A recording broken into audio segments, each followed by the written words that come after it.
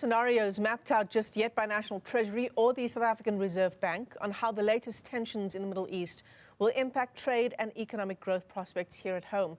Newzroom Afrika's business reporter Ntokozo Khumalo will explore that angle ahead of the Stats SA presentation on the economic performance for the last 3 months of 2025. And Ntokozo, the latest tensions may well shape the country's economic performance this year.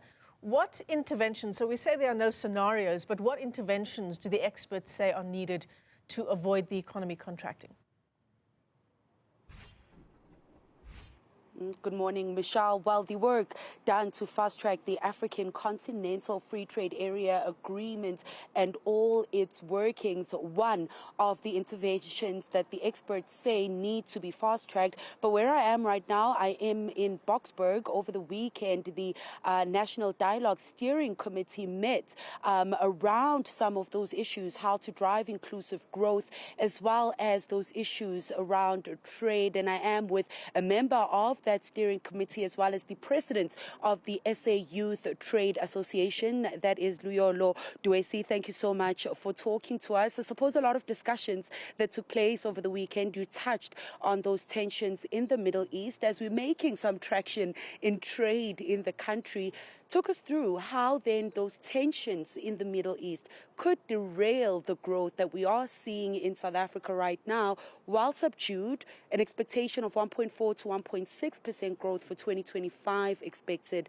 But how could that impact then 2026 economic growth prospects? Good morning to the viewers. Yes, it can derail our economy, the tensions that are currently happening. There's a high risk, mainly through energy prices and trade disruptions and inflation. So as you know that South Africa's economic growth is already modest. The National Treasury projected about 1.2% growth last year in 2025, with only with only for how can I put it sort about that? with only mainly which is mainly I apologize about that. But that can also undermine our fragile recovery, these current economical tensions that are currently happening. We know that the biggest transmissions is the oil. So when the oil sparks, it can affect our energy prices. It can also have a challenge in terms of trade disruptions. We can see that the current shipments, they've already disrupted in terms of routes, and there will be a pressure in terms of the currency. It is an opportunity to fix our economy, as you know that we currently face the high rate of socio-economic issues. The investors will look to invest their money where there's safer economy. So there is a need for us to boost our economy through trade competitiveness. But there's a need for South Africa that to address this by a bold requirement of microeconomic reforms that will adapt to global changes and address domestic constraints. And we need to, the first thing that we need to diversify our trade. We need to look for new markets and not depend on certain markets, because we'll finding ourselves here. We need to export in African countries. We need to use this through the Africa Continental Free Trade Area. So this is an opportunity to improve our market intelligence.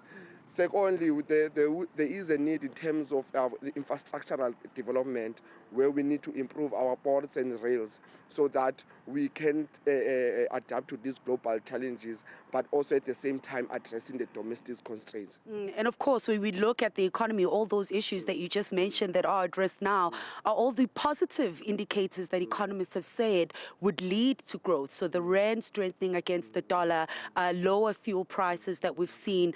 The youth in our economy are usually the ones that are most vulnerable when it comes to then the economy contracting. You deal specifically with youth within trade and that inclusive growth. Where does that place youth, and where do they then fall within these interventions to ensure that as the economy continues to grow modestly, youth are part of that growth, particularly within trade? Yes. So the question of youth participating in our economy, that is a non-negotiable question. For you to accelerate a robust economy that addresses youth challenges, youth inclusivity must be a priority.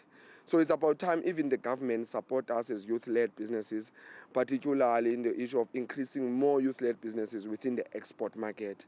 But there's a high requirement in terms of capacity building, in terms of accessibility to finance, in terms of also assistance, accessibility to market. So young people can play a potential role in terms of improving the country, in creating jobs for other young people. As you heard the president was speaking about, more jobs needs to be created, particularly through youth and women. About 3 million jobs can be created by young people, but what we require is the support from government. So, yeah. Luyolo, thank you so much for those insights. Michelle Dwese, there is, of course, the president of the South African Youth Trade Association, as well as a member of the National Dialogue Steering Committee. So it really is about fast-tracking some of the interventions that are already in place to really safeguard the South African economy from some of those international shocks, looking more domestically as well as to the rest of that continent for that continued growth. Remember when Finance Minister Ntokozo Khumalo tabled the budget on the 25th of February, he said that National Treasury now expects growth at about 2% by 2028. But we do know that economists and analysts say that the country needs at least 3 to 4% growth to make a real dent in unemployment. And that, of course, being one of the biggest issues facing the economy is the state of unemployment,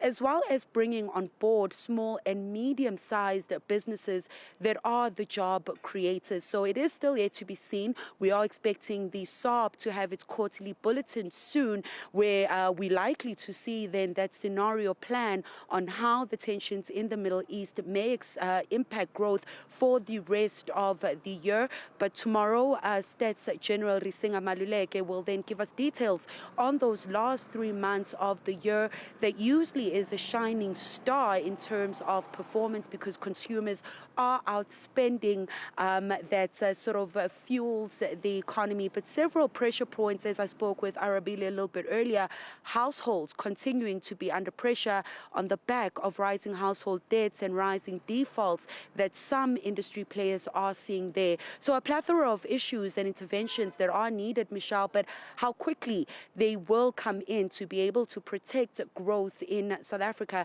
is yet to be seen, Michelle. But we will continue hearing from the experts on what the economy will shape up to in 2026. Ntokozo Khumalo, thanks very much indeed. It's 10 minutes.